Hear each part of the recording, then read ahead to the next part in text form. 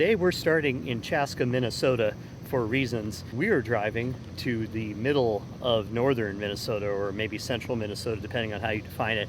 We're going to Cross Lake, Minnesota today, and then in a couple of days we are going to Washburn, Wisconsin.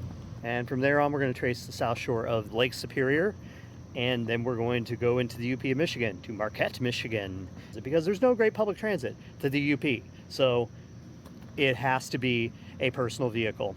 So I will be riding some transit on this video, but for the most part this is a road trip video. Not what I usually do here, but hey, it was the only way to get to this part of the country, practically. With a family, that is.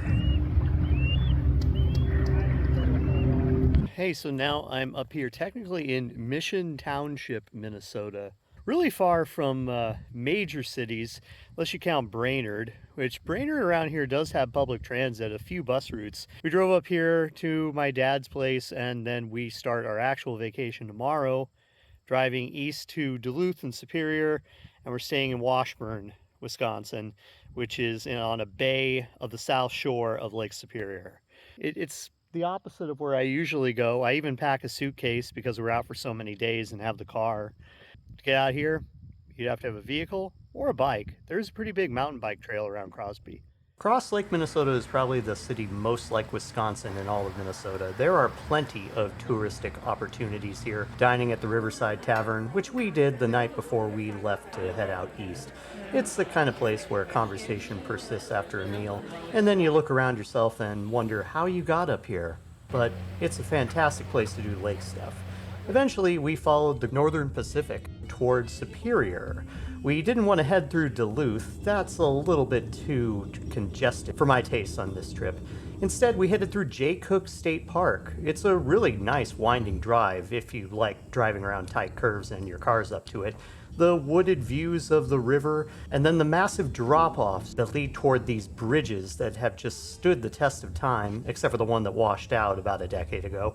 It doesn't take long before you're descending the valley into the area at the tip of Lake Superior.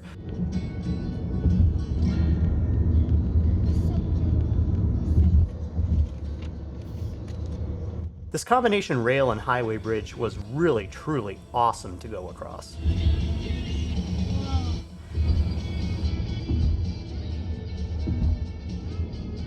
A visit to Culver's for a butter burger is the right introduction to Wisconsin. Continuing to follow the railroad on the south shore of the lake, somewhat inland, we eventually turn up to Washburn, where the Washburn Inn is our accommodation for the evening.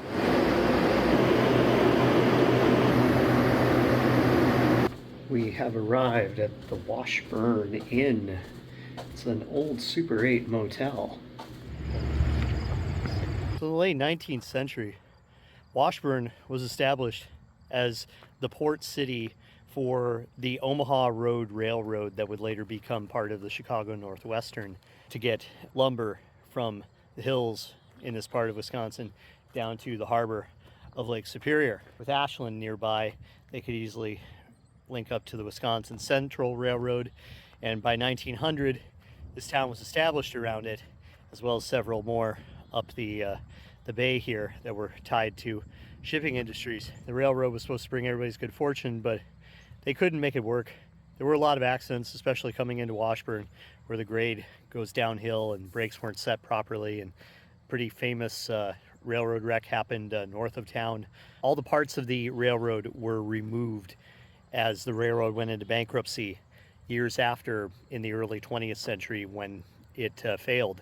But the city is still here because of highways, because of the lake, because of its proximity to Ashland and Madeline Island, the Apostle Islands chain, and all the allure that there is to come here.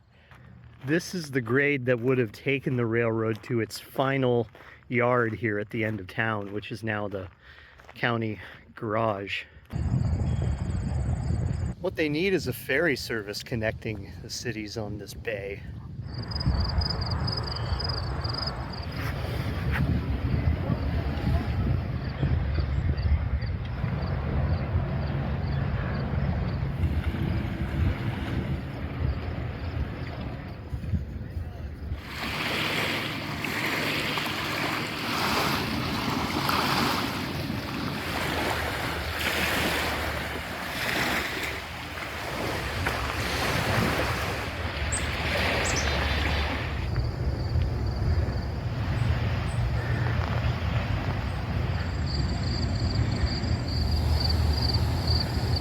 this is where the Y would have been, the junction for freight going further on up the peninsula and then down to the ore docks. It's a quiet place, quieter than Ashland, and all of its history seems to speak to. This is a town about just business over the years and business as usual, however it may have been.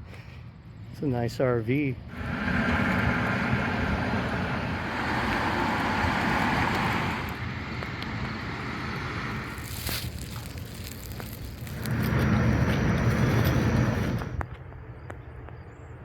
So best I can tell, back in the day, this was a Super 8 motel with some kind of resort kind of restaurant nearby, because they have the same brick pattern on them.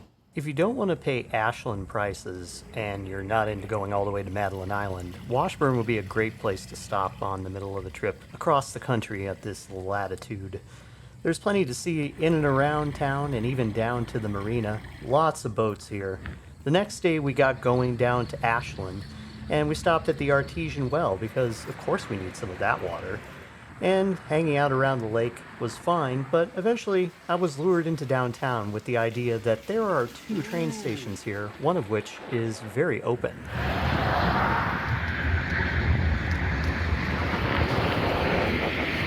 By the 1600s, French people had gotten out here for fur trapping, and they made a big business of it. And they didn't pay enough to France, which started a war, and then the English came through, and then they took all the fur trading business, and then Americans came out here, and it's always just been this side of, okay, all the business ends at this side of the lake, as far as Europe is concerned. Of course, there was plenty of history here before that with the native people. Ashland does have some public transit. They have a route that goes all the way up the peninsula, serves those cities. It's not very frequent. It does not run on, no transit runs on Sundays, but they do have a Saturday route. And they go fairly far across this kind of region of northern Wisconsin. It's a nice place. Ashland, Wisconsin. Ashland saw passenger rail service right up to the formation of Amtrak. The Soo Line ran trains south to Mellon and Spencer, and their station still stands with its Romanesque design. It's commercial space now. Tracks into Ashland's downtown core have been removed. But the space has been left open for exploration, with this Soo Line decapod standing watch over the old station space.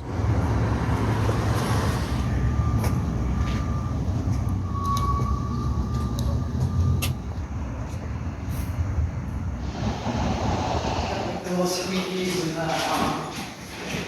some dusting.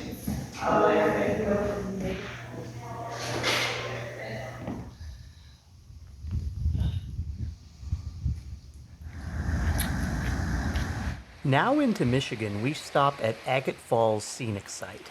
The bridge above us used to serve the Duluth, South Shore, and Atlantic Railway, whose line once served Upper Peninsula cities from Superior to Sault Ste. Marie, and was headquartered in our destination of Marquette.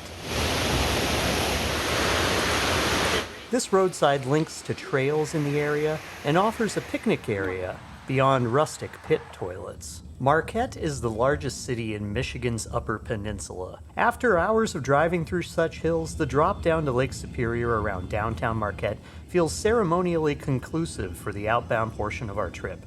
Just a beauty to behold and count all the trees. Econo Lodge Lakeview was the only reasonably priced motel in town. It was clean, but bare of amenities. Luckily, Marquette boasts a public transit system, Marqtran, that operates a handful of bus routes throughout the city.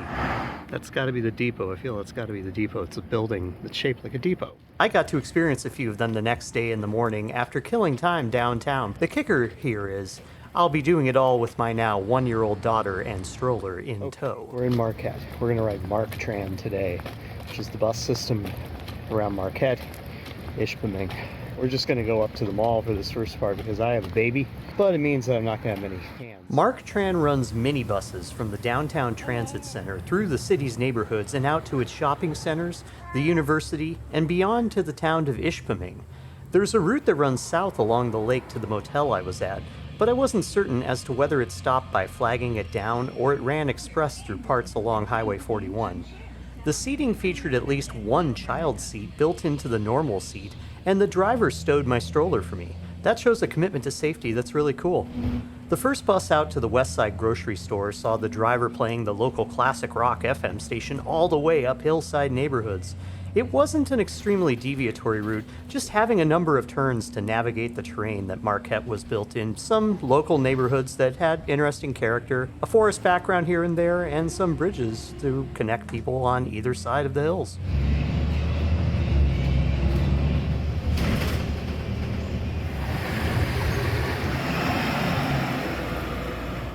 This is why you take vacations, to take the bus to the grocery store and change a diaper on a bench, because the bathrooms are both occupied for far too long.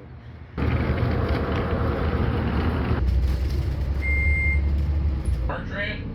Yeah. Alright. But today was Thursday. No, today is Wednesday. By the time I get done, I got no hair left. Hey, Dad, come on down, have a glass of wine. They got Pete's over here too. He's always so busy in there, you know. Well, we missed our transfer, so we gotta wait another 30 minutes, but I mean, for a town of 20,000 people, that's okay frequency. Dad liked the Bears for long enough. At least he got to see him win a Super Bowl that way. I took the North Route bus back into downtown. This whole trip took about 2 hours, which is typical of most Midwestern transit systems outside of Chicago. So I guess I'd say Marquette holds its own, relatively, for folks getting around without a personal vehicle. That this exists for such a relatively small overall population near the top of Michigan seems optimistic. But tourists probably wouldn't venture beyond downtown, and thus Marqtran is really most useful for locals, especially college students. You do worse than this in cities with 20,000 people everywhere, even college towns. Every route seems to intersect with another route, and they have this nice transit center downtown, and you get to look at shiny trucks for the rest of it. So while you're out there, it's kind of lacking in signage, I'll say that. The drivers were really nice. One tied down the stroller, the other said I could put it behind his seat and the front seat. Yeah, that sounds perfect. Well, that's $10, so no, that's like lunch money there. Here's a nice house. Ooh. These ore docks once saw rail cars crossing downtown via shoreline bridges to empty their loads of iron ore pellets down into awaiting purpose-built ships. Here in Marquette, the docks are integral parts of the lakefront landscape.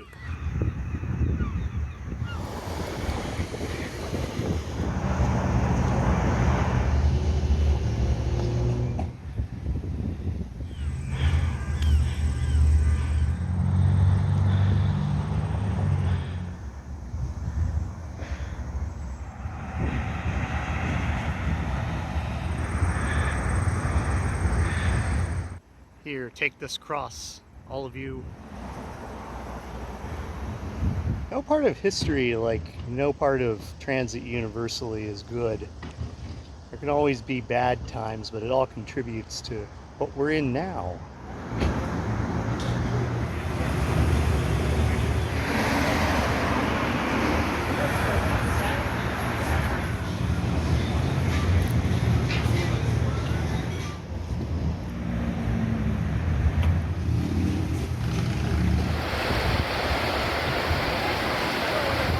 Could have taken the bus to Ishpeming. It starts up again at 1 o'clock after a 4-hour break, but there's just too much to do, plenty much to do in Marquette. Oh, well, okay, we could try. The first set down is like stairs for ants. The other is fine. That's not this one. It's just also interesting. And there is what appears to be a functioning ore dock that much further away. That'll do, sign. You have to schedule a tour. It's the only way, otherwise this is what you have.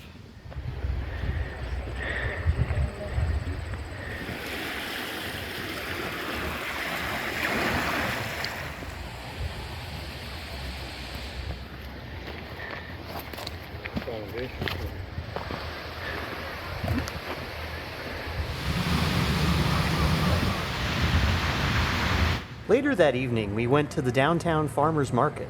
At the parking garage, this vending machine offered Michigan-made snacks, including fresh cookies.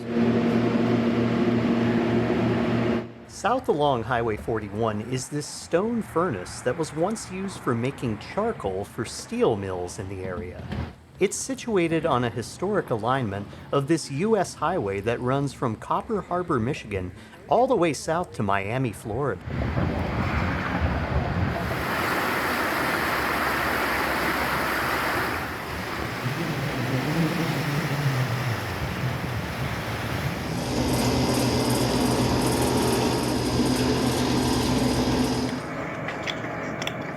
Well, that's about enough of Marquette.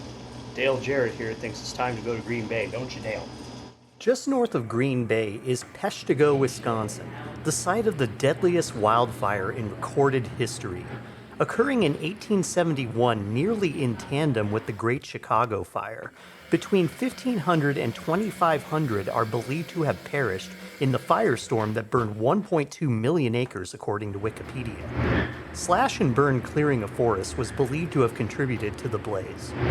The museum in Peshtigo devoted to the fire is set inside of a church, and volunteers are available to conduct detailed free tours.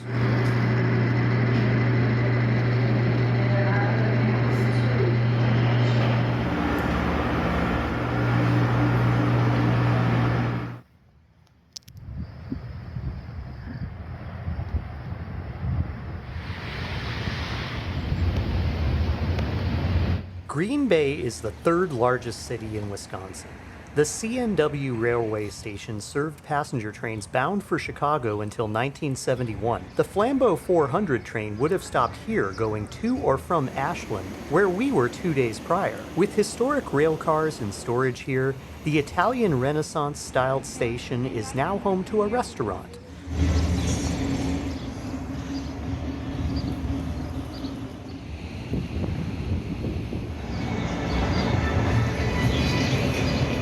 But the block likely gets more attention from NFL fans drawn to Titletown to see the receiver statue constructed in 1985 on the south corner of the building.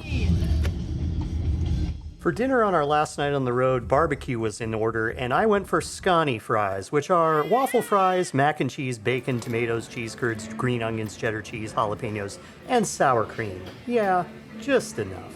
Indian Trails does offer a bus service from Milwaukee to Houghton via Green Bay and Marquette, so it's possible to do this not as a road trip, but you wouldn't get to stop at all the places that we did, so it's worth considering both ways. We made a lot of memories on this trip, and now that I'm back, I have moved out of the Twin Cities, and next week we'll be talking about the new unique places that I might be going from here.